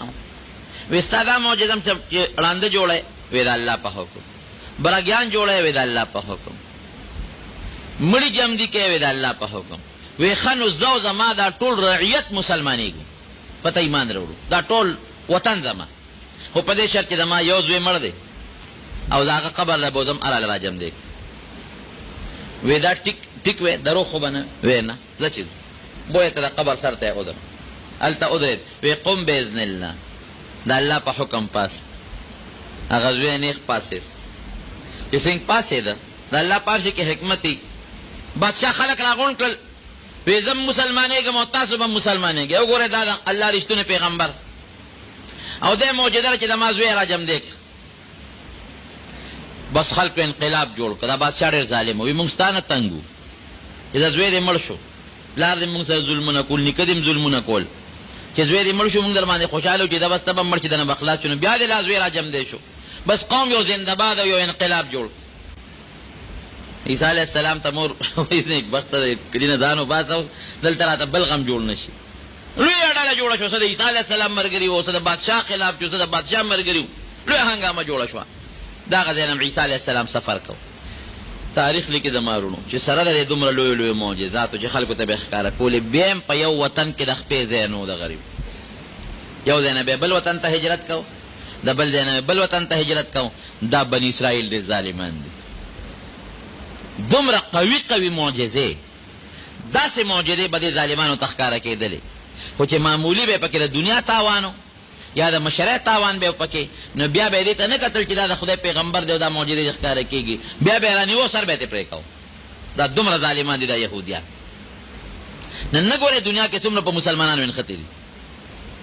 دا چې په عراق کې دا نن څومره قتل و قتال کېږي، تاسو په اخبارونو کې اورئ چې په عراق کې د ډېرو پیغمبرانو قبرونه دي او د هغې پیغمبرانو په مزاراتو باندې هم ګولۍ ورېږي. خو دا خو د یهودیانو سازش دی که د صحابو قبرونه څه کې بلا په سوونو پیغمبران د عراق په خاوره کې پراته دي او د هغې پیغمبرانو په مزاراتو ګولۍ ورېږي. کوي امریکې والا خو سازش د چا دی؟ د یهودو. څومره چې د هغه ځای نه د امریکې په پینټاګان کې فیصلې کېږي، ټول یهودیان کوي، ټول د هغې فیصلې دي. لاره باندې حضرت عیسی علیه السلام روانو، یو ملګری ورسره و، په سفر باندې ورسره 3 ډوډۍ دي. نو یو ځای کې کېناستل، نو یوه روټۍ ده وخوړله، دی راته را معجزې ښیم د الله د قدرت تا نښې. یوه روټۍ هغه ملګري وخوړه. نو عیسی علیه السلام هغه ملګري ته وایي چې دا 3مه روټۍ سنبال که، زه اودس ماتوم، اودس کوم بیا راځم. چې لاړ اودس یې مات که، اودس یې وکړه راغی. ملګري ته وایي زه چې 2 روټۍ سنبال کوي. روټۍ کم ده؟ ملګري ورته وایي. وی نه هغه 3مه پاتې شو، که نه مونږ خو په سفر روان یو، مونږ ته به د روټۍ ضرورت وي. وی 3مه خو نشته، بس 2 روټۍ وي، یو ته وخوړه یو ما وخوړه. یا د خدای بنده 3مه ډوډۍ دې څه کړه؟ وی نشته. نو چې څه منځې لاړل نو یو اوسۍ روانه وه، ورسره 2 بچي دي. حضرت عیسی علیه السلام هغه یو بچي ته اواز وکړ، راله هغه بچي چې راغې په چاړه یې لاله کړله، اور یې بل کړ وته یې کړه. دې ملګري ته وایي وی ستا دې په هغه ذات قسم وي چې ما دې دا معجزه را کړه چې رښتیا وایي هغه 3مه ډوډۍ دې څه کړه. وی زه څه خبر، هغه خوړلې وه یار، والې وه. هغه وخت یې وخوړه سپوره دواړو، چې څه مخکې منځې لاړل، یو نیر به یې ده، لوی دریاب دی، کښتۍ نشته. د ملګري لاس یې ونیوه او دغسې به پورې وتل. وی په هغه ذات دې ستا قسم وي چې ما و تاله طاقت راکړه او په دریاب باندې بې د کشتۍ نه را پورې ایستلو چې اوس هم راته رښتیا ووایه چې هغه ډوډۍ دې څه کړه وایي زه خو ډوډۍ نه یم خبر پوره ګوره د بني اسرائیلو حرامي و که نه د بني اسرائیلو حرامي دی یعنې چې دومره معجزه یو کافر هم وویني نو رښتیا به ووایي نو چې څه منځې لاړل نو خاوره یې را یو ځای کړله کاڼي را یو ځای کړل او دم یې پې واچو د هغې نه رب العالمین اعلی قسمه لالونه او ملغلرې جوړې کړې نو درې ځایه یې کړل وی دا یو ستا شو دا یو زما شو او دا درېیمه د هغه چا دي چې چا ډوډۍ خوړلې ده وی اما خوړلې ده چې خبره د مال راله وی اما خوړلې ده وی ښه باز وی دا ټول زر او دا لال او دا هر څه ستا او باز تا سره زما پاتې لاړم دنه عیسی علیه السلام ته روان شو تا دروغجن سره چې دومره معجزات مې درته مخکې ووې په هغې دې رښتیالو نه وي خو چې مال به درته کېښود نو هل دې ووې نو هغه زه د نه جدا شو نو غله پې راغلل په دغه سړی چې غله پې راغلل هغې سره تورې مورې هغه زمانې چې څه سامان و ودرېږه څه کې چې سامان وی ولولټوی کې بلا زر هغې وې وجنو یې دې ورته داسې کار دی ما سره وجنې خو چې ما سره څومره مال دی درې ځایه به یو حصه به ستا شي یو غلطه وي بلته وي بله به ستا شي یو به زما شي وجنه مې سله هغې په اړه کې سوچ کړی چې سره بې ځایه سړی مړ زه خو مونږ له دوی سې را کوي نو دا هم ډېره ده درې واړه په هغه ځنګل کې کېناستل وي عیسی بې یو بل ته وایي چې لکه هسې بلا پیسې را سره وشو دا خو چې اوس بازار ته یوځو خو بلا دولت کوي ځکه چې که ډوډۍ خورو خو یو کس خو بازار ته لاړ شي ډوډۍ راوړی یو په کس پکې لاړ بازار ته ډوډۍ رالي نو چې روټۍ را واغېسته نو هغه کې سوچ کړی چې دا خو بلا مال دی او هغه دوه حصې د هغوی دي یو زما دي راشه په دې ډوډۍ کې ورته زهر واچوه زه به وایم چې ما خو دلته وخوړه زه موړ شویم تاسو یې وخورئ هغې به ده وخوري دواړه به مړه شي نو ټول مال به ماته پاتې شي هغې دواړو په اړه کې سوچ کړی چې دا درېیم پلار به رانه کم ولې حصه وړي چې راشي دا یو به مړ کړو په میانځ به نیم کو نیم زما او نیم د دې بل ملګري هغې ده ته سوچ کړی دی او دا هغوی ته سوچ کړی دی خو چې دې سینګ راغلی دی په توره یې ته سر والې دی خو یې غورځولی دی هغې ووجه په دې خیال چې مال درې ځایه کوو نو دوه ځایه ولې نه کړو او بیا په هغه ډوډۍ شروع کړی هغې کې خو هغه زهر اچولي دي خو ته خبر نو خو چې څه وخوړل دا دواړه هم د خپې وغځولې مړه شو چې عیسی علیه السلام کله واپس په لاره راته مال همغسې پروت او دغه شاګرد یې ورسره دواړه غلم مردار پراته ای د دنیا لالچه ای ګنده ماله د دنیا لالچه خلک به مړه کې مردار به کو ته به همدقسې په دې میدان پاتې داسې ده او که نه ده د آدم علیه السلام د زمانې نه واله تر اوسه پورې چې څومره مال او دولت په دنیا کې رغړي قبر له چا ځان سره یوړه یو تیزي بل ته پاتې کېږي اتیزي بل ته پاتې کېږي اتیزي بل ته پاتې کېږي څومره مال او که سره زر دی او که سپین زر دی نه سره سپین غمی لال مرجان یاقوت چا وخوړل او نه ځان نه تاو کړل کې واغوستل نو چې دې کې لاړ نو واپس پاتې شو دا ټول همدقسې یو نه بل ته بل نه بل ته بل نه بل ته پاتې دي پردي مالونه ساتو د هغې څوکۍ کو نبی علیه السلام فرمایي هغه مال ستا دی چې دې واغوسته او زړه دې کړه هغه مال ستا دی چې دې وخوړه او ازمه دې کړه او چې کم مال تا وانغوسته او تا اونه خوړه اګورې ستا نه دي مسلمانه ا د بل چا یې در نه پاتې دی داسې ده او که نه د دواړو جهانو مبارک سردار فرمایي چې کم مسلمانانو و ختم دی دا باقی واقع به انشاءالله آینده جمعه وي او دې کې دا چې مې کوم مقصد له شروع کړې ده د عبرت دپاره قصې ډېره نه چې سړی پې مشغول او همدلته انشاءالله آینده جمعه وي بیا الله عیسی علیه السلام اسمان ته خېجولی دی اسمان کې جمدی دی دا زمونږ عقیده ده د قیامت نه مخکې به راکوزېږي او په دنیا به حکومت کوي رب العالمین دې زمونږ د الله تعالی په دغه قدرتونو باندې کامل ایمان نصیب وګرځولي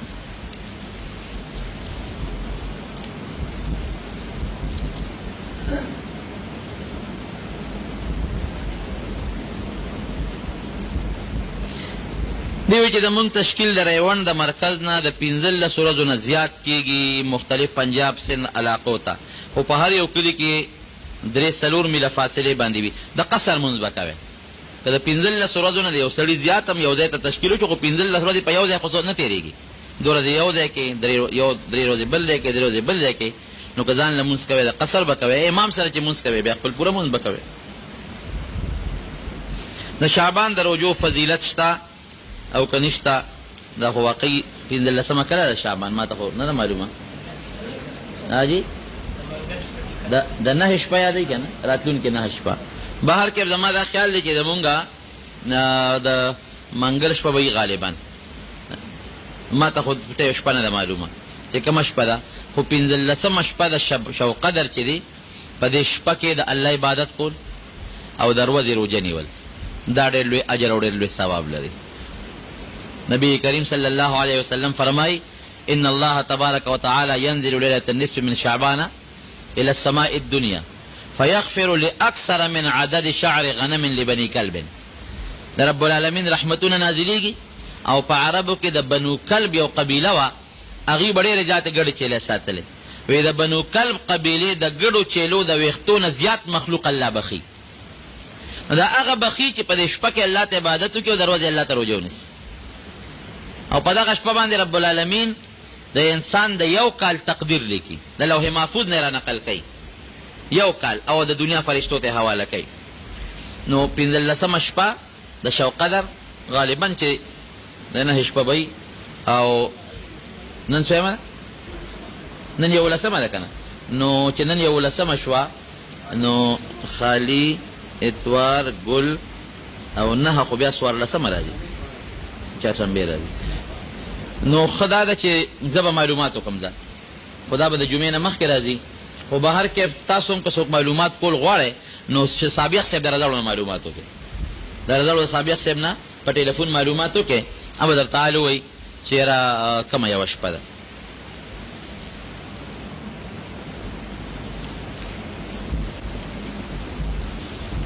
دا خو یو بل چیټ پدل شاه لاله راکړه چې اوچه کنده کې د فیض محمد مور وفات شوې ده مردل آباد کې، او 5 بجې به اوچه کنده کې جنازه